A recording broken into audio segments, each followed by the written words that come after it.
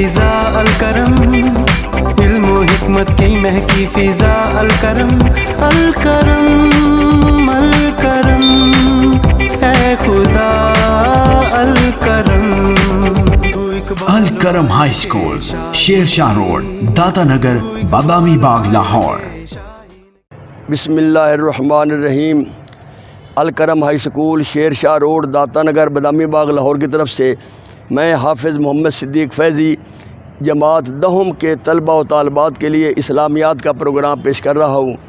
آج کے اس پروگرام میں سورہ الممتحنہ، جس کے 2 رکوع ہیں، یہ جو مدنی ہے اس کی 13 آیات ہیں، اس کے پہلے رکوع کی مشق، الفاظ معنی اور سوال جواب میں آپ کو بتاؤں گا۔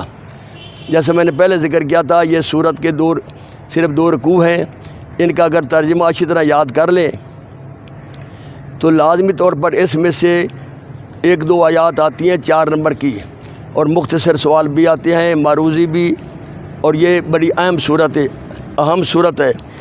فرمایا الفاظ معنی اس کے یہ ہیں: تلقونا، تم ڈالتے ہو، تم پہنچاتے ہو، تلقونا تم ڈالتے ہو، تو سرونا تم چھپاتے ہو، سر راز تم چھپاتے ہو، این یسکفوکم اگر وہ تم پر قابو پا لیں، اگر وہ تم پر قبضہ کر لیں، یعنی غیر مسلم کافر تم پر قبضہ کر لیں تو تم پر ہاتھ بھی چلائیں اور زبانیں بھی۔ برا آؤ بے نیاز، یعنی ہم کافروں سے بے نیاز ہیں، ان سے الگ ہیں۔ الممتحنہ امتحان لینے والی، الممتحنہ ہے کے نیچے زیر ہو تو اس کا معنی ہے امتحان لینے والی، جیسے ہم اور ممتحن امتحان لینے والا، الممتحنہ امتحان لینے والی۔ الممتحنہ ہے پر زبر ہو تو اس کا معنی ہوتا ہے وہ عورت جس کا امتحان لیا گیا ہو۔ الممتحنہ دونوں طرح سے درست ہے۔ اب اس کے جو سوالات ہیں، پہلا سوال ہے قرآن کریم میں ان آیات کی روشنی میں اہل ایمان کا اسلام دشمن کافروں کے ساتھ کیا رویہ ہونا چاہیے؟ تو اس پہلے سوال کا اور دوسرے سوال کا، اس سبق میں دشمنان حق کی کن باتوں کے سبب انہیں دوست اور رازدار بنانے سے منع کیا گیا ہے؟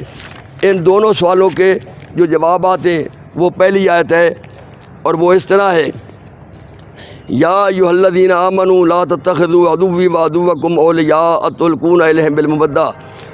آپ نے ترجمہ لکھنا ہے: مومنو، اگر تم میری راہ میں لڑنے اور میری خوشنودی طلب کرنے کے لیے مکے سے نکلے ہو تو میرے اور اپنے دشمنوں کو دوست مت بناؤ۔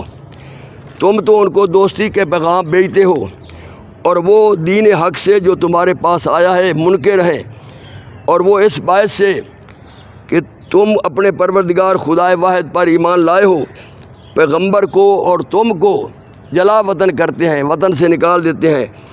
تم ان کی طرح پوشیدہ دوستی کے پیغام بھیجتے ہو، جو کچھ تم مخفی طور پر اور جو کچھ اعلان کرتے ہو، اللہ فرماتا ہے وہ مجھے بالکل معلوم ہے، مجھے پتہ ہے۔ وَمَن يَفْعَلْهُ مِنكُمْ فَقَدْ ضَلَّ سَوَاءَ السَّبِيلِ، اور جو کوئی تم میں سے ایسا کرے گا وہ سیدھے راستے سے بھٹک گیا۔ تو یہ پہلا اور دوسرا سوال، ان دونوں سوالوں کے جواب میں آپ نے یہ پہلی آیت لکھنی ہے۔ تیسرا سوال ہے: جب اہل کفر یعنی کافر مسلمانوں پر غلبہ پا لیتے ہیں تو ان کا اہل ایمان کے ساتھ کیا سلوک ہوتا ہے؟ یہ ہے: این یسکفوکم یکونوا لکم اعداء ویبسطوا الیکم ایدیہم والسنتہم بالسوء وودوا لو تکفرون۔ یہ دوسری آیت ہے۔ فرمایا کہ اگر یہ کافر تم پر قدرت پا لیں، اگر یہ کافر تم پر قدرت پا لیں تو تمہارے دشمن ہو جائیں اور ایذا کے لیے تم پر ہاتھ بھی چلائیں اور زبانیں بھی، کہ ہاتھوں سے تمہاری چوری کریں، تمہیں مارے، تمہیں تلوار سے مارے، گولی سے مارے، یہ زبان سے گالیاں دیں، تمہارے خلاف بیان بازی کریں، اور چاہتے ہیں کہ تم کسی طرح کافر ہو جاؤ۔ یہ 3 باتیں بیان کی گئیں کہ اگر وہ تم پر قبضہ کر لیں تو تم پر ہاتھ بھی چلائیں اور زبانیں بھی، اور وہ چاہتے ہیں کہ تم کسی طرح کافر ہو جاؤ۔ اور آخری سوال ہے: ان آیات میں حضرت ابراہیم علیہ السلام کے کس اسوہ حسنہ کی پیروی کا حکم دیا گیا ہے؟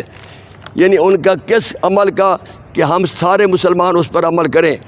تو اس جواب چوتھی آیت ہے تمہیں ابراہیم علیہ السلام اور ان کے رفقا کی نیک چال چلنی ضرور ہے، جب انہوں نے اپنی قوم کے لوگوں سے کہا کہ ہم تم سے اور ان بتوں سے جن کو تم خدا کے سوا پوجتے ہو بے تعلق ہیں، اور تمہارے معبودوں کے کبھی قائل نہیں ہو سکتے، ہم تمہارے بتوں کو کبھی خدا نہیں مانتے، اور جب تک تم خدا واحد پر ایمان نہ لاؤ ہم میں تم میں ہمیشہ کھلی عداوت و دشمنی رہے گی۔